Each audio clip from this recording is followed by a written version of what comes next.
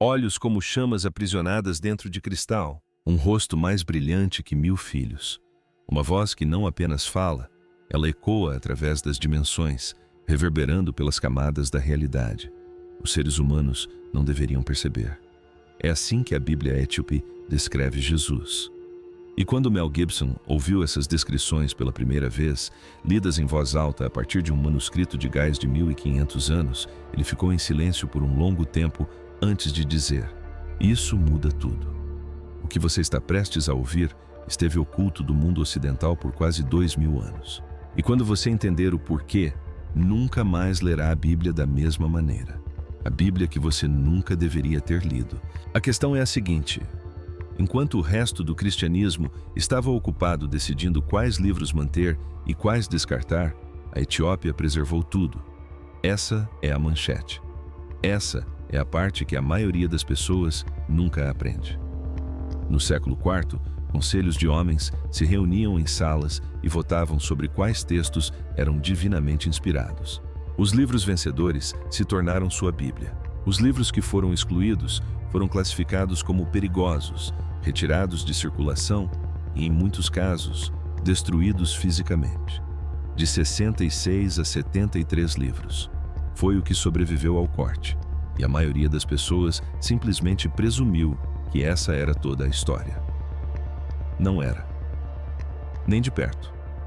A Igreja Ortodoxa Etíope Tuado, uma das instituições cristãs mais antigas da Terra, jamais participou dessas votações. O cristianismo chegou à Etiópia antes de chegar à maior parte da Europa. A Bíblia, como todos sabemos, é uma coleção de muitos livros diferentes. Eles não eram recém-chegados. Estavam entre os primeiros povos do planeta a se autodenominarem seguidores de Cristo.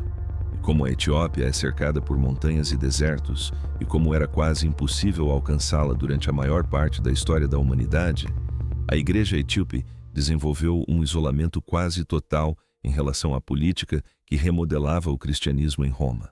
Então é o seguinte: enquanto os concílios romanos debatiam quais evangelhos preservar, monges etíopes copiavam cada texto que circulava entre os primeiros crentes, cada evangelho, cada visão apocalíptica, cada relato de Cristo.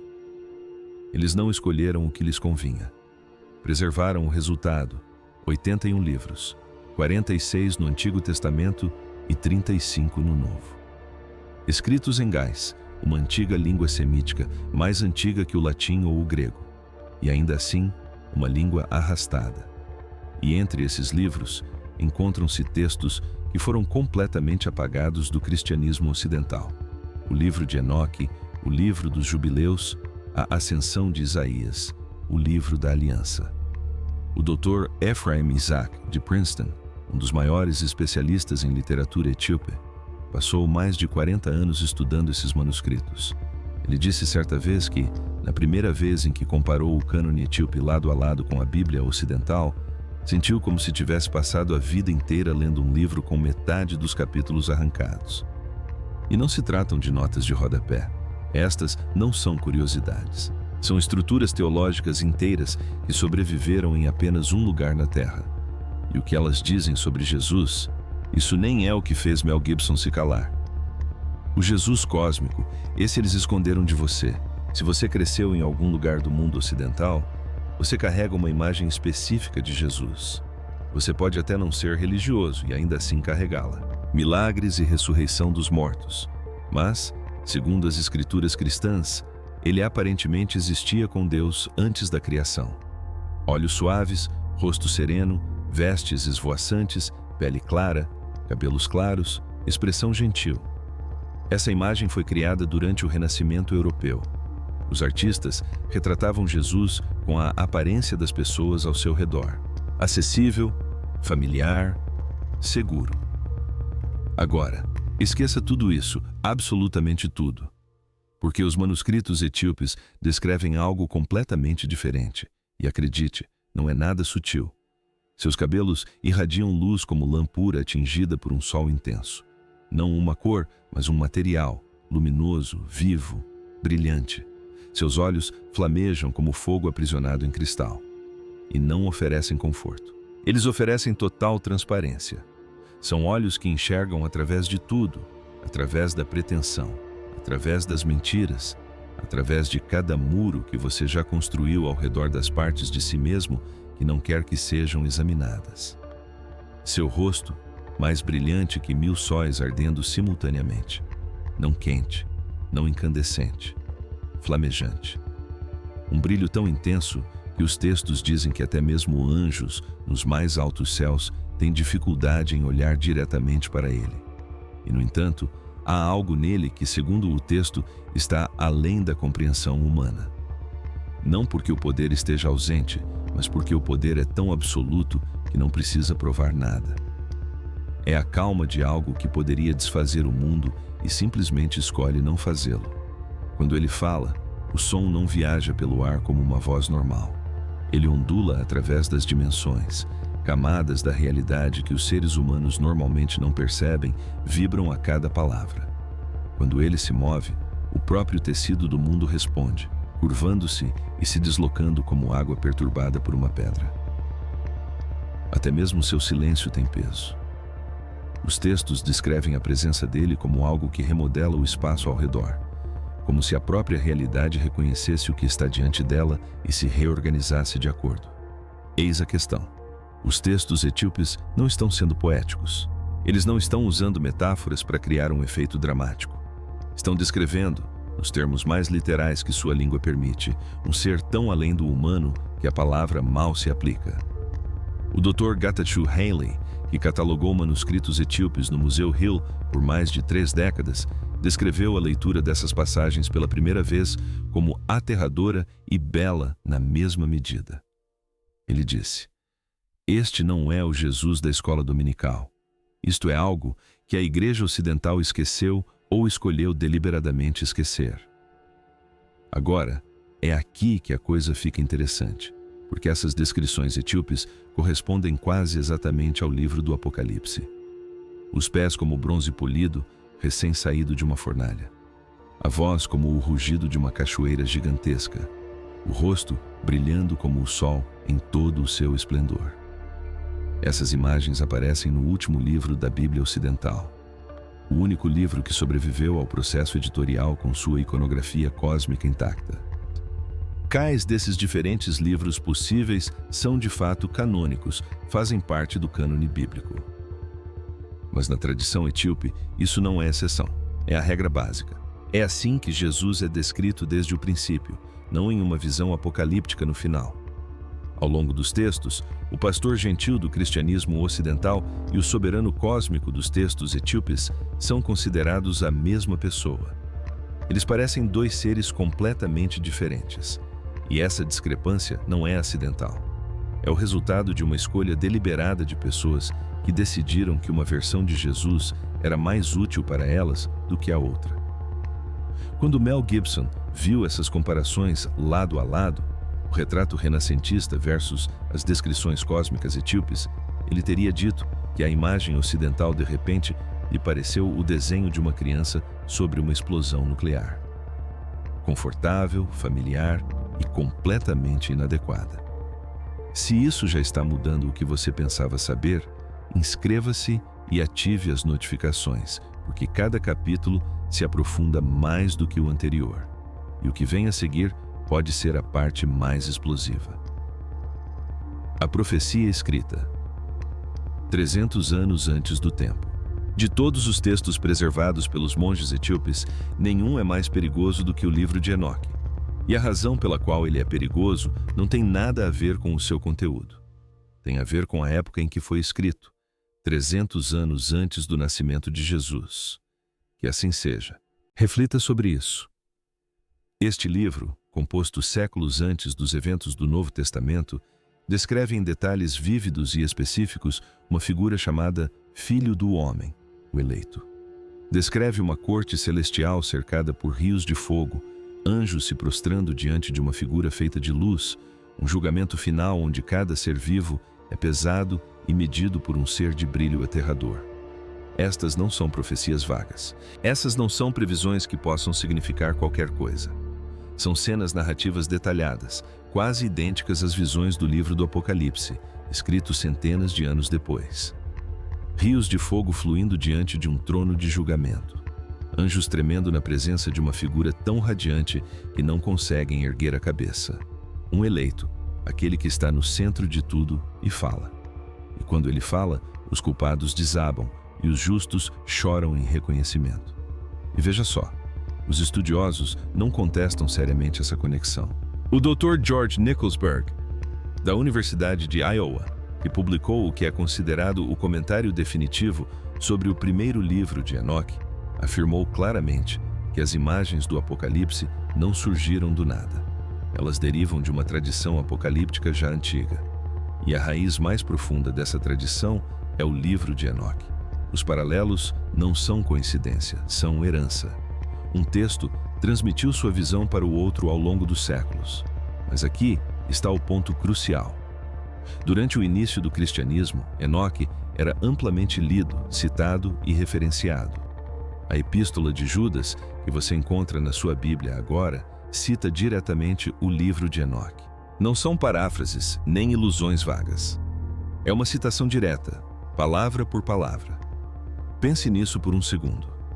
Um livro citado dentro da Bíblia foi considerado inadequado para estar na Bíblia. Isso não é teologia. Isso é política. E o conteúdo vai muito além da profecia. Enoque descreve a arquitetura dos céus em termos que parecem menos mitologia antiga e mais alguém tentando descrever física avançada sem o vocabulário adequado. Os movimentos dos corpos celestes com uma precisão que os povos antigos supostamente não possuíam. A natureza do tempo, a origem do mal, a própria estrutura da realidade. Então, aqui está a questão. Se Enoque estiver certo, se essa previsão de 300 anos de um Cristo cósmico for precisa, então as implicações atravessam completamente a religião. Significa que alguém, em algum lugar, milhares de anos atrás, teve acesso a um conhecimento sobre a natureza da realidade e só agora estamos começando a compreender. E as pessoas que removeram este livro da sua Bíblia não queriam que você fizesse essa pergunta. Mas o livro de Enoque nem é o texto mais complexo do cânone etíope, nem de longe, como Jesus realmente chegou aqui. A ascensão de Isaías. Esta é a passagem que muda tudo. Não é profecia, não é lei. É, no sentido mais literal, um relato de como Jesus chegou à Terra. Não o nascimento, sabe? Não o estábulo, não a estrela, não os pastores. Algo muito mais estranho, muito mais antigo e muito mais perturbador. O texto descreve o profeta Isaías em uma jornada por 7 níveis distintos do céu. Não se tratam de níveis metafóricos, nem de estágios simbólicos de crescimento espiritual, mas sim de 7 camadas estruturais reais da realidade, empilhadas umas sobre as outras, cada uma mais luminosa, mais avassaladora que a anterior. Isaías vê estruturas feitas de luz e som, que não têm equivalente na experiência humana. Seres de tal brilho que um humano comum seria destruído apenas pela proximidade. E a cada nível, a glória se intensifica. A luz se torna mais densa. O canto dos seres ao seu redor se torna mais complexo, mais multifacetado, mais avassalador.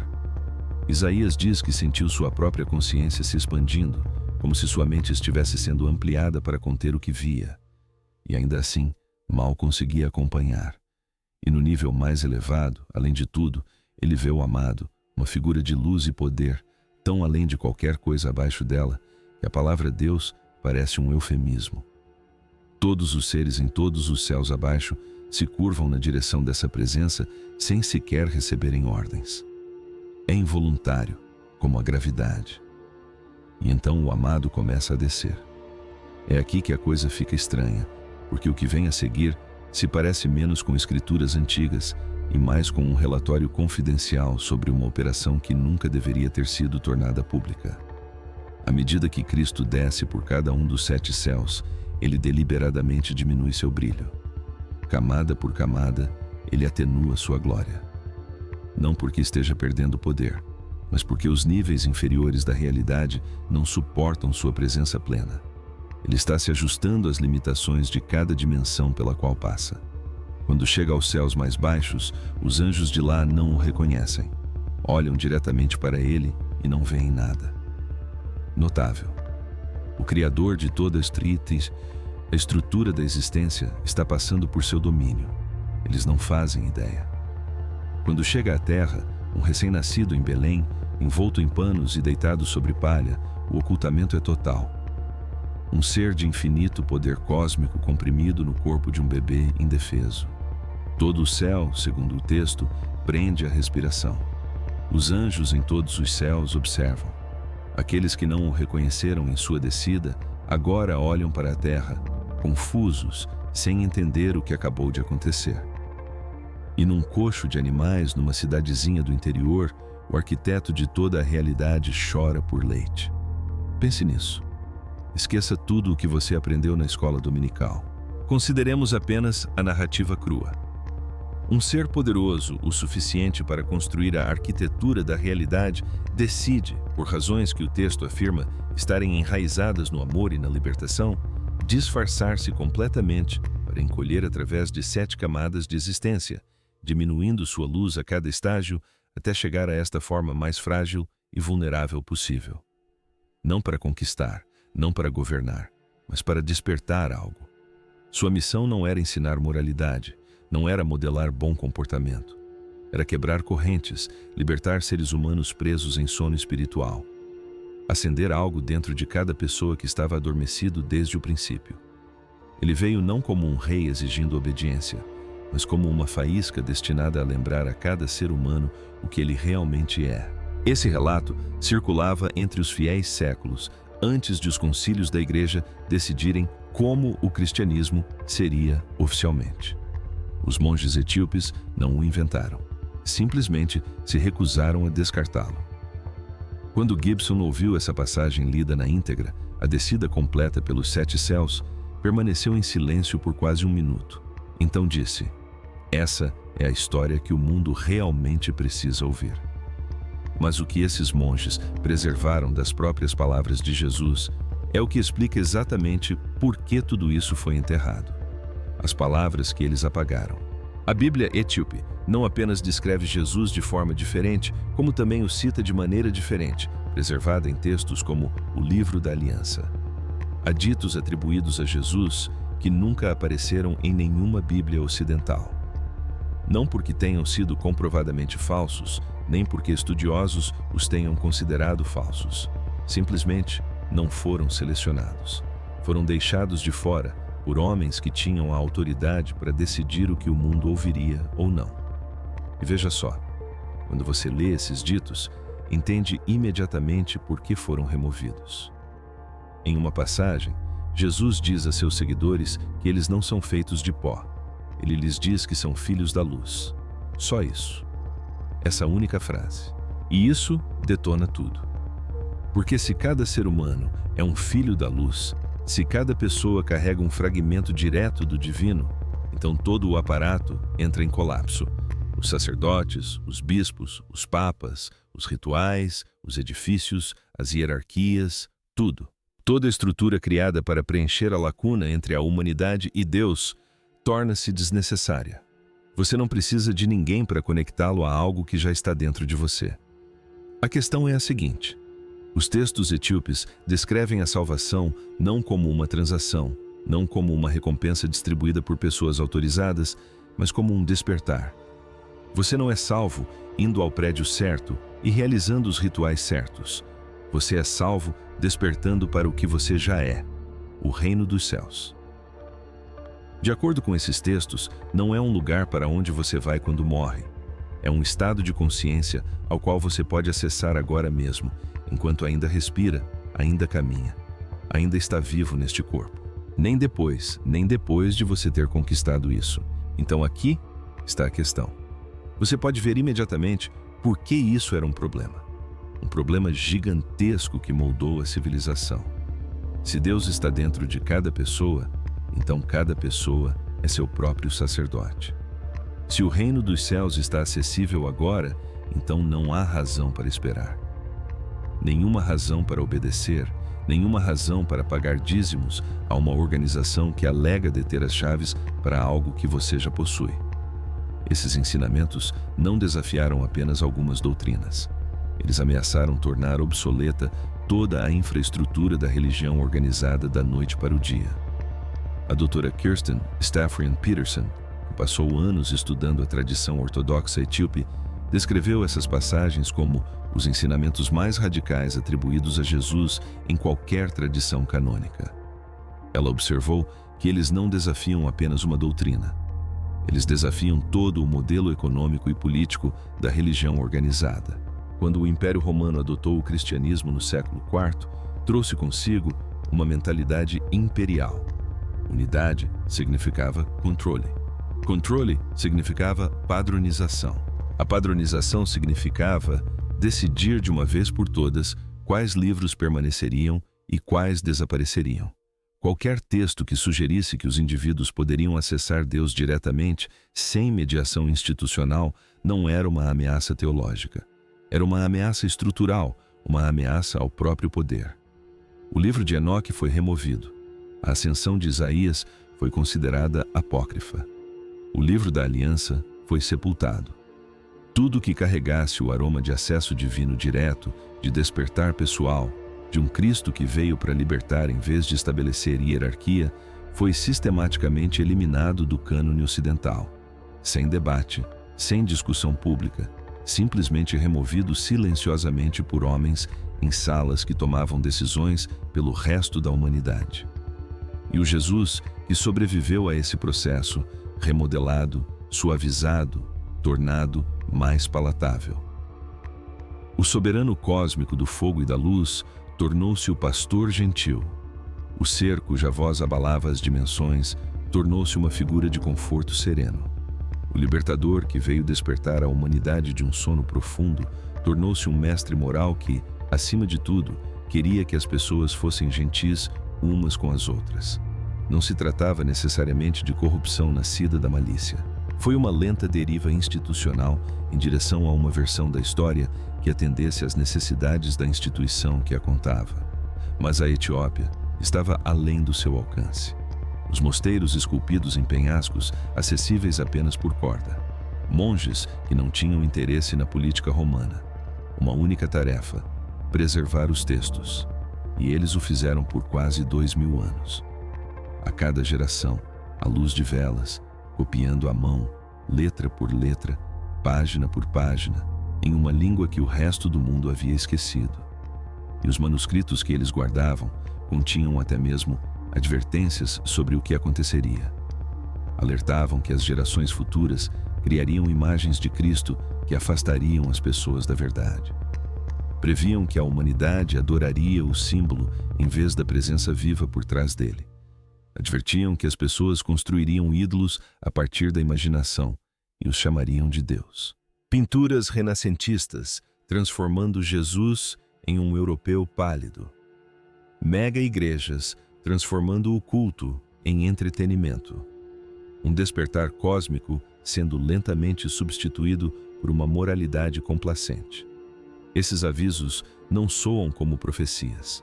Soam como uma reportagem publicada com 2000 anos de antecedência. Neste exato momento, enquanto você ouve isto, esses manuscritos ainda existem, trancados em mosteiros de pedra, escavados nas encostas dos penhascos etíopes. Alguns deles acessíveis apenas por uma única corda suspensa sobre um precipício de 90 metros, guardados por monges que dedicaram suas vidas a preservá-los. Homens que acordam antes do amanhecer, rezam até os joelhos doerem e depois se sentam à luz de velas, copiando textos letra por letra em um idioma que o resto do mundo abandonou séculos atrás. Eles não fazem isso por dinheiro. Eles não fazem isso por atenção. Eles fazem isso porque acreditam que essas palavras estão vivas e que o mundo eventualmente virá procurá-las. 81 livros, descrições de um Jesus tão radicalmente diferente da versão ocidental que, quando Mel Gibson nos encontrou, disse que a igreja em que cresceu lhe havia dado um Cristo com o volume quase no mínimo. O soberano cósmico ainda está nessas páginas. A descida dos 7 céus ainda está lá.